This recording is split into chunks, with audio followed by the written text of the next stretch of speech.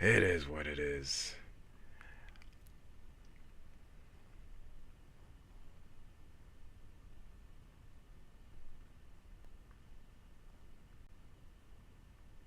Give me a minute. Bam. All right. So, so, um, all right. I'm gonna butcher the name. I think it's Mamdani or something like that. But he's about to explain what happened. He's about to explain what happened. The pixelation is gone. I gotta give myself an applause for that. Figured it out. I had too much running in the background, so let's hear what this wonderful news anchor has to say about the race. Today is the following day from the previous race that just happened last night. Mamdani was actually the winner. I believe he ran as a Democrat. He won. He's now mayor of New York. He ran against Cuomo, and hey, he won. He won. He won. At the end of the day, there's a lot of stuff he said he was gonna do. I believe he said he was gonna freeze the housing. Anyways, we'll find out. We'll find out. Now I'll give you some more details. Who could elect a Democrat? Give it a second. Give it a second. Bam. Give it a second. Forgot to segue. Bam. There we go. There we go. There we go. Zohran Mamdani is running against former New York Governor. There it is. Zohran Mamdani. All right. So, Zohran Mamdani leads an NYC mayoral race. He actually won. Like I said, it's the next day. He won. So, we're going to see how close that race was, just like the previous one. And let's see. Andrew Cuomo and Curtis Sliwa, a Republican who hails from the Guardian Angels. Scripps News national correspondent Alex Miller is live in New York City with the very latest on this. Alex, bring us up to date. Well, Del, New York State Assembly member Zohran Mamdani is heading for a victory Tuesday to become New York City's next mayor. The 31-year-old is leading former... Wow, that's a young guy. I'm 40, about to be 41, so he's a young guy. Wow. Yeah, so wow, he's that young. I didn't even realize that. Wow. Okay. Governor Andrew Cuomo by double digits in nearly every single poll. Republican Curtis Sliwa. Now, I gotta say this. He won, but do you know who was backing him up? Two billionaires. Now, a lot of the Democrats, right, and Republicans, they've been throwing words around, and I know, what's his name, Bernie Sanders actually backing him up too. They've been talking about the elite. Like, this dude has two super elites backing him up as far as like giving him campaign money and then, you know, pushing him on. So it's two billionaires. Like, come on. He says and has maintained that he's going to stay in the race despite the fact that he is a distant third. Zohran Mamdani's opponents have railed on his lack of experience, but his campaign tactics have likely been influenced by his youth. Hello, my friends. People say we got this. It's over. Cuomo is cooked. He's turned his issues from free buses to affordable housing. Yeah, that's another thing. I see a lot of people who really want to win. What they do is they go to social media and they get on and they either have their own page or they like hook onto other people's social media that's like really big, and from there they get the audience that they need, and next thing you know, they're catapulted into like being the winner. Into viral posts delivered in an informal, chatty style. That was our focus. He's all over social media, at times prioritizing podcasts over traditional media. Told you. I told you. Like, Social media is like the new rock stars now. The new rock stars. I'm telling you, if you don't have one, good luck to you. Good luck to you.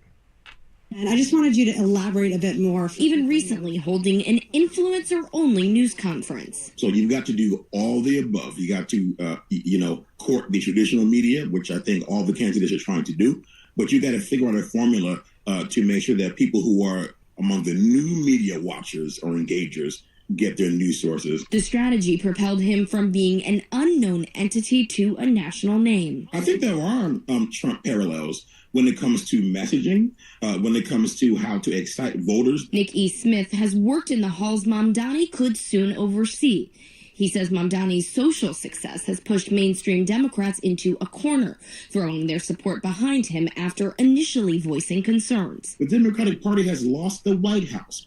They've lost the Senate. They've lost the House. And that's because the Republican Party has been brilliant at messaging, if not. There it is. He said it. He said it. Brilliant at messaging. How are they messaging correctly? They're going to social media. They're going to people's what do you call it? YouTube channels, social media pages, and they're doing interviews. They're being asked the questions. The people is making them human, and because they seem more human, it's a lot easier for them to get votes because you feel more comfortable with that person, you know? Policy for their base.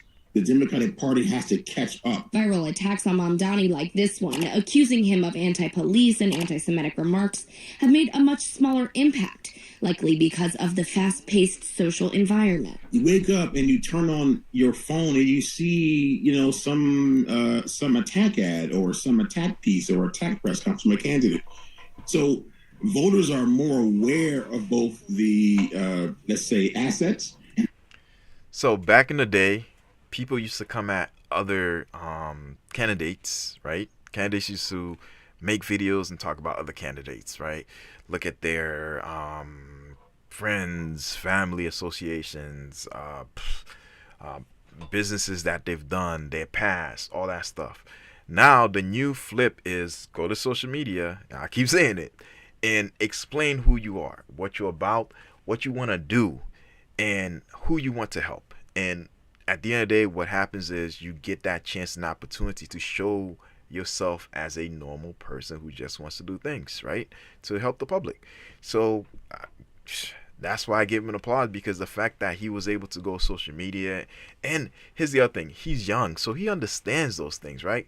Look, if you run in, you don't have a page, a YouTube page, you don't have social media, good luck to you. Good luck to you, because it's going to be tough. It's going to be tough. The liabilities of their candidates. With each election cycle, the voter becomes more accessible and persuadable through their phones. There it is right there. There it is right there. There it is right there. And Democrats and probably Republicans, too, paying attention to the way Mamdani spent his weekend. He went from club to club overnight in New York City over the course of the weekend. And that's the other thing. He's young enough to understand, where are the people? How can I get to them so they can vote? And eventually what happens is you get to so many people, and next thing you know, you're a winner. And then on Marathon Sunday, he spent the day with people watching the marathon. But it has been interesting to watch this evolution, particularly from Democratic leaders who are very reticent to support him because of many comments that he has made, whether it be about fiscal issues, about the NYPD, or about the war in Gaza. Now they have thrown their support behind him, including House Minority Leader Hakeem Jeffries. He has thrown his support behind him, though he does say he's not the future of the Democratic Party there. But Governor. No, actually he is, because what he's done, he did what Obama did way back then, but a lot better. A lot better. And as a result, the results are good. So today, that was Tuesday, today's Wednesday. The result is he actually won. So, and Trump did the same exact thing. He went through social media. He was with the audience. He pushed forward. He became a common name. He was already a common name, but he became like a voice that people can like go to a rally or whatever and see him, and he made himself accessible to the people, and this is why he was able to win. Zohran Mamdani followed that same blueprint, but guess where they all got it from? Obama. He started this original, let's go social media, let's talk to the people, let's go straight to the public and meet the people and answer their questions without fear, right? Now, most of his stuff, it looks like it was more like stage, but it is what it is. It is what it is. But yeah, hey, a lot of people had their stuff staged too, but a lot of people had their stuff available so everybody can just talk and just give out what their opinion was, right? Whether it's good or bad. So he did what he was supposed to. Plus, his backing is crazy. He had no problem with money at all. He had 2 billionaires backing him up, along with his other constituents that's backing him up. And he had tons of fundings coming in. So he had no issues with money at all. So him winning, it was inevitable. Cuomo's Cuomo. He couldn't even get the Republican, but that's another day. That's another story. He lost. Zohran Mamdani won.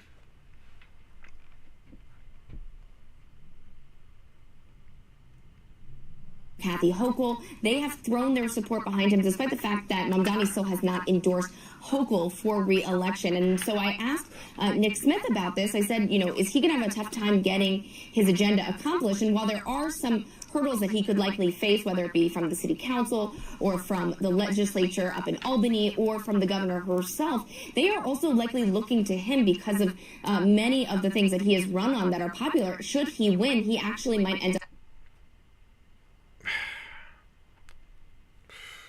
There's one thing he ran on that was just, mayors don't do that. They have to appoint a committee to do that. And that's like freezing rent. And to get rent regulations, mayors cannot do that. But a mayor can appoint a committee to deal with rent control.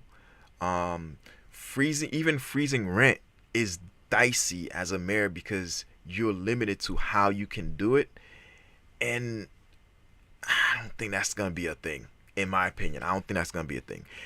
And even if it is a thing, there's gonna be a whole lot of people that voted for him that actually have property that's gonna be pissed off. Pardon my French. They're gonna be pissed off because can you imagine? Hey, I voted for you. Rent control. Yeah. Wait, I have a house. I'm renting. Freezing rent. Wait. You freeze rent, how am I going to pay the mortgage? How am I supposed to get, especially if your main bread and butter is collecting from renters? Oh man, that's going to be tough. But you never know. Maybe he might give them a leeway where with the freeze they're able to talk with their, mortgage companies where they can get some aid and help them out. Who knows? Or maybe those people were actually given rent correctly and other commercial companies are raising up the rent, and because of that, it was an issue and he's fixing it. Who knows? At the end of the day, I know that's going to be a tough, dicey situation. There's another thing he said he was going to do, which is, I think he said free, what's that thing called? Free busing or transportation for, New York. They're already down, and if they were able to implement something to give the public a free transportation, the money would have to come from somewhere. He's saying the money's supposed to come from like the super elite, but it's the super elite that was backing him up. That's the part. But it is what it is. It is what it is. He won. He's gonna do his thing. Hopefully some of those things he can make it happen. Who knows? Maybe he does have the backing, the money. He might be able to make a lot of those things happen. Who knows? But at the end of the day, even if you were to do free public transportation, you're looking at $11 million negative profit. Because at the end of the day, they need money to make money, and if they're not making money, even though you're funding it, it's gonna be kind of tough. It's gonna be kind of tough. But you never know. He might just pull it off. He might just pull it off. And there was another thing, but save that for another day. Having some leverage there. Again, turnout has been unprecedented here. We could see up to 2 million ballots cast overall when they are counted tomorrow night. All right. This wonderful anchor over here was amazing. Let's give her an applause. That was some good news right there. That was some good news. All right, let's see.